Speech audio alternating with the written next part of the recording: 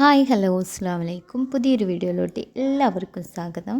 അപ്പോൾ ഇന്നത്തെ വീഡിയോ വന്നിട്ട് ഒരു ഡേ മൈ ലൈഫാണ്. ഇഷ്ടമാണെങ്കിൽ എന്തായാലും ലൈക്ക് ചെയ്യുക, സ്കിപ്പ് ചെയ്യാതെ കാണാൻ കൂടി നോക്കട്ടോ. അപ്പോൾ രാവിലെ തന്നെ ഞാൻ ബ്രേക്ക്ഫാസ്റ്റ് ഒക്കെ കഴിച്ചിട്ട് മീൻ വാങ്ങാൻ വേണ്ടിയിട്ട് പോയി. മീനായതുകൊണ്ട് തന്നെ മീൻ കറിയും കട്ട് ചെയ്ത് തന്നിട്ടുണ്ടായിരുന്നു കേട്ടോ. അതുകൊണ്ട് നമുക്ക് പോയിട്ട് പെട്ടെന്ന് തന്നെ കറിയും ഫ്രൈ ആക്കാനുള്ളതൊക്കെ റെഡിയാക്കാം. അപ്പോൾ ഞാൻ മീൻ നേരെ ഫ്രിഡ്ജിൽ വെച്ചിട്ടുണ്ട് കേട്ടോ, കേൾക്കാൻ നിന്നിട്ടില്ല.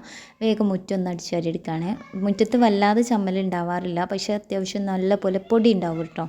അങ്ങനെ ഞാൻ മുറ്റക്കൊന്ന് അടിച്ചുവാരി കഴിഞ്ഞ് നേരെ സിറ്റൗട്ടിലെത്തിയിട്ടുണ്ട്. സിറ്റൗട്ട് ഒന്ന് അടിച്ചുവാരി തുടച്ചിട്ടാൽ ഒരു സമാധാനമാണ്.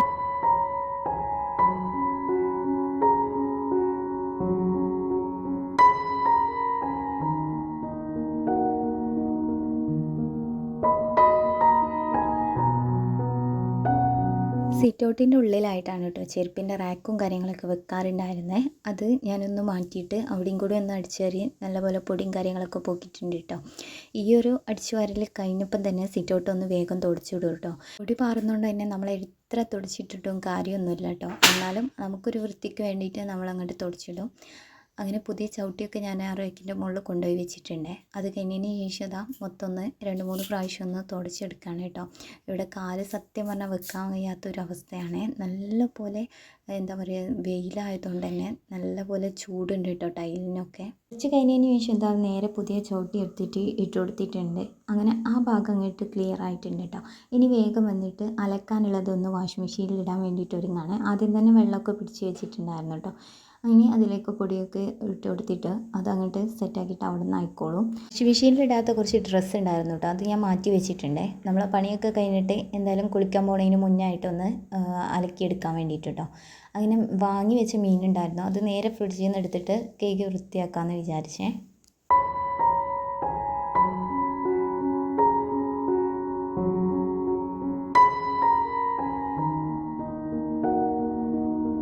വിചാരിച്ചതേ കുഞ്ഞമത്തി ഉണ്ടെങ്കിൽ വാങ്ങാമെന്ന് വിചാരിച്ചിട്ട് പോയതായിരുന്നു കേട്ടോ. പക്ഷേ നമുക്ക് കുഞ്ഞമത്തി കിട്ടിയിട്ടില്ല. നല്ല വലിപ്പമുള്ള മീനുണ്ട്, മത്തി മീനുണ്ട് കേട്ടോ.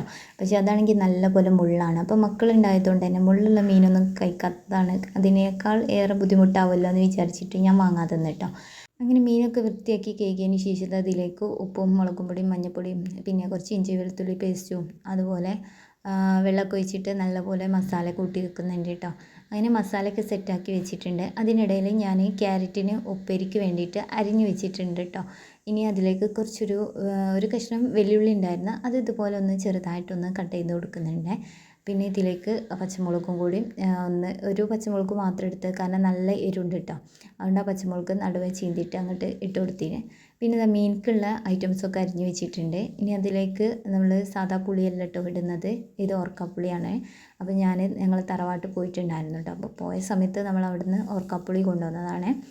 അങ്ങനെ ഓർക്കാപ്പുളിയൊക്കെ ഒന്ന് കട്ട് ചെയ്ത് വെച്ചിട്ടുണ്ട്. മീൻ കറിയിലേക്കും ഉപ്പേരിക്കും മീൻ പൊരിക്കാനുള്ളത് ഐറ്റംസൊക്കെ റെഡിയാക്കിയിട്ടാണ് നമ്മൾ പിന്നെ കുക്കിങ്ങിന് ഒരുങ്ങുന്നത് കേട്ടോ. അങ്ങനെ ആകുമ്പോൾ ഒന്ന് കഴിയുമ്പോൾ അങ്ങോട്ട് പെട്ടെന്ന് റെഡിയാക്കി എടുക്കാം. കറിയും ചോറൊക്കെ ഞാൻ അടുപ്പത്ത് വെക്കാമെന്നാണ് വിചാരിക്കുന്നത്. ആദ്യം തന്നെ ഗ്യാസ് സ്റ്റോപ്പിലുള്ള പണികൾ വേഗം തീർക്കട്ടെ എന്ന് വിചാരിച്ച് ആദ്യം ഉപ്പേരി ഒന്ന് ഉണ്ടാക്കിയെടുക്കുന്നുണ്ട്. അപ്പോൾ ഒന്ന് പാന് ചൂടായപ്പോൾ വെളിച്ചെണ്ണയും കടുകും കറിവേപ്പിലയൊക്കെ ഇട്ടിട്ട് പൊട്ടിച്ചെടുത്തു. പിന്നെ നമ്മൾ അരിഞ്ഞ് വെച്ചിട്ടുള്ള ആ ഒരു ഇതുണ്ടല്ലോ, അതൊക്കെ ചേർത്തിട്ട് ആവശ്യത്തിന് ഉപ്പൊക്കെ ചേർത്ത് നല്ലപോലെ ഇളക്കി വെച്ചിട്ടുണ്ട് കേട്ടോ. അതവിടുന്ന് കുക്കാവുന്ന ടൈം കൊണ്ട് നല്ലൊരു മാങ്ങ ഉണ്ടായിരുന്നു കേട്ടോ. അപ്പം ഞാൻ വിചാരിച്ച് ചമ്മന്തി പൊടിച്ചെടുക്കാമെന്നുള്ളത്. അപ്പോൾ കുറച്ച് തേങ്ങ എടുത്തിട്ടുണ്ട്, അതിലേക്ക് മാങ്ങൻ്റെ തൊലിയൊക്കെ കളഞ്ഞിട്ട് ഒന്ന് കട്ട് ചെയ്ത് കൊടുക്കുന്നുണ്ട് കേട്ടോ. അങ്ങനെ മാങ്ങ ചമ്മന്തി ഉണ്ടാക്കുക കുറേ ദിവസമായി വിചാരിക്കുന്നു കേട്ടോ. അങ്ങനെ ഫ്രിഡ്ജിൽ കുറച്ച് ദിവസമായി ഒരു മാങ്ങ അങ്ങനെ കിടക്കുന്നത്. അപ്പോൾ ഞാൻ എടുത്തിട്ട് മാങ്ങ ചമ്മന്തി ഉണ്ടാക്കാമെന്ന് വിചാരിച്ചു കേട്ടോ. ഞാനാണെങ്കിൽ ഉപ്പും മുളകൊക്കെ കൂട്ടി കഴിക്കാമെന്ന് വിചാരിച്ചിട്ട് എടുത്ത് വെച്ചതായിരുന്നേ. ഏതായാലും വേണ്ടില്ല, നമുക്ക് പച്ചമുളകൊക്കെ ചേർത്തിട്ട് അതും ഇങ്ങോട്ട് ചമ്മന്തി ആക്കിയെടുക്കാം. അങ്ങനെ ഉപ്പേരി റെഡി ആയതിന് ശേഷം വേറെ പാത്രത്തിലേക്ക് മാറ്റി സെയിം പാൻ തന്നെ എടുത്തിട്ട് നമ്മൾ കുറച്ച് വെളിച്ചെണ്ണയൊക്കെ ഒഴിച്ച് ചൂടായതിന് ശേഷം നമ്മൾ നേരത്തെ മസാല കൂട്ടി വെച്ചിട്ടുള്ള മീനൊന്ന് പൊരിച്ചെടുക്കുന്നുണ്ട് കേട്ടോ.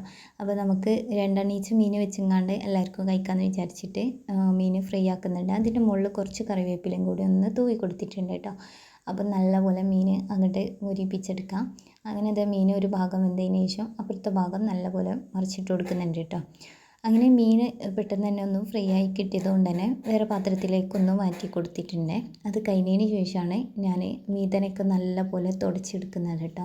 കാരണം എന്താണെന്ന് വെച്ചാൽ അടുപ്പൊന്ന് തീയൂട്ടി എടുക്കണം.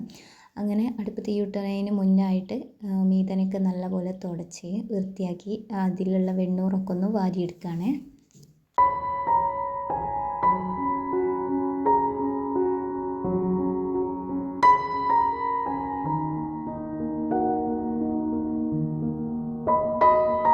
വെണ്ണൂറ് വാരി കഴിഞ്ഞാൽ തന്നെ നല്ലപോലെ തീ കത്തി പിടിക്കുകയുള്ളൂ കേട്ടോ. അപ്പോൾ ഞാൻ ഓലക്കൊടി ഇതേപോലെ ചുറ്റിങ്ങാണ്ട് തീ അങ്ങോട്ട് കത്തിച്ച് അങ്ങോട്ട് അടുപ്പൊക്കെ തീ കൂട്ടി എടുക്കുന്നുണ്ട് കേട്ടോ. ബിസ്മില്ല ചെല്ലിങ്ങാണ്ട് അടുപ്പിലാവുമ്പം നമുക്ക് എന്താ പറയുക പെട്ടെന്ന് തന്നെ അങ്ങോട്ട് ആയിക്കോളും. പിന്നെ ഗ്യാസും കാര്യങ്ങളൊക്കെ ഇപ്പോൾ ഭയങ്കര പ്രശ്നമായിക്കൊണ്ടിരിക്കുകയാണല്ലോ. അപ്പം പിന്നെ പ്രശ്നമൊന്നുമില്ല, എന്നാലും അവിടെ ഇവിടെയൊക്കെ പ്രശ്നം ആവണ്ടല്ലോ വിചാരിച്ചിട്ടാ അങ്ങനെ നമ്മൾ അടുപ്പൊക്കെ തീ കൂട്ടിയെടുത്ത് വേഗം മീൻ കറീൻ്റെ ചട്ടി വെച്ച് കൊടുത്തിട്ടുണ്ട് കേട്ടോ. ഇപ്പുറത്ത് നമ്മൾ ചൂടുവെള്ളം കൂടി വെച്ച് കൊടുക്കുന്നുണ്ട്.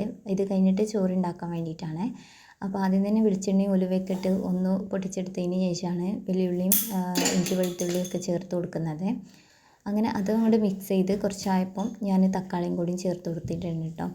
അങ്ങനെ ഒരു വലിയ തക്കാളിയാണ് എടുത്തിട്ടുള്ളത്. അങ്ങനെ അത് മിക്സാക്കി പിന്നെ അതിലേക്കുള്ള മസാലപ്പൊടികളൊക്കെ ചേർത്ത് കൊടുക്കുന്നുണ്ട് കേട്ടോ. പിന്നെ കുറച്ച് വെള്ളം കൂടി ഒഴിച്ചിട്ട് നല്ലപോലെ തിളപ്പിച്ചെടുക്കുന്നുണ്ട്. ഈ ഒരു അടുപ്പ് എന്ന് പറഞ്ഞിട്ടുണ്ടെങ്കിൽ കത്തി പിടിച്ച് കഴിഞ്ഞാൽ നല്ലപോലെ കത്തി പിടിക്കുകയും ചെയ്യും, നല്ല ചൂടും ഉണ്ടാവും കേട്ടോ.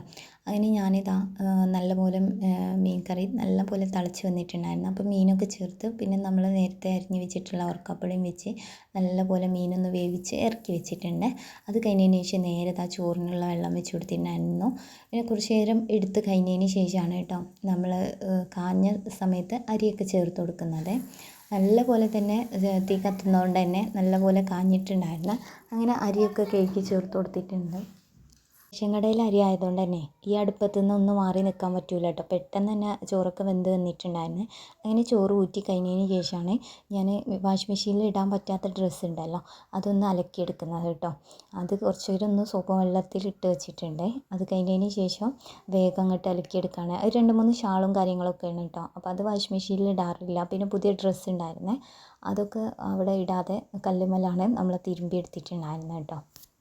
സത്യം പറഞ്ഞാലേ ചോറും കറിയും എല്ലാ പരിപാടിയും കഴിഞ്ഞതിന് ശേഷം പിന്നെ സമാധാനത്തോട് കൂടിയിട്ട് ഫുഡ് കഴിക്കുമ്പം നമുക്ക് വേറൊരു സുഖമാണല്ലോ. അങ്ങനെ ഞാൻ തിരുമ്പാനുള്ളതും കൂടി ഒന്ന് ബാക്കിയുള്ളത് തിരുമ്പി കഴിഞ്ഞു. പിന്നെ വാഷിംഗ് മെഷീനിൽ നിന്ന് നമ്മൾ നേരെ എടുത്തതുണ്ടായിരുന്നേ, അതൊന്ന് ആറിയിടാൻ വേണ്ടിയിട്ട് നിന്നു കേട്ടോ. അങ്ങനെ നല്ല പോലെ വെയിലുണ്ട് കേട്ടോ, അതുകൊണ്ട് തന്നെ പെട്ടെന്ന് ഉണങ്ങി കിട്ടിക്കോളും. കുറച്ച് ഡ്രസ്സ് ഞാൻ വെയിലത്തിട്ടിട്ടുണ്ട്, ബാക്കിയുള്ള ഡ്രസ്സ് ഞാൻ നമ്മുടെ ഷെഡിലാണ് ഇട്ടിട്ടുണ്ടായിരുന്നത്. അതുകൊണ്ട് തന്നെ അവിടെ നിന്ന് അങ്ങോട്ട് ഉണങ്ങി കിട്ടിക്കോളും.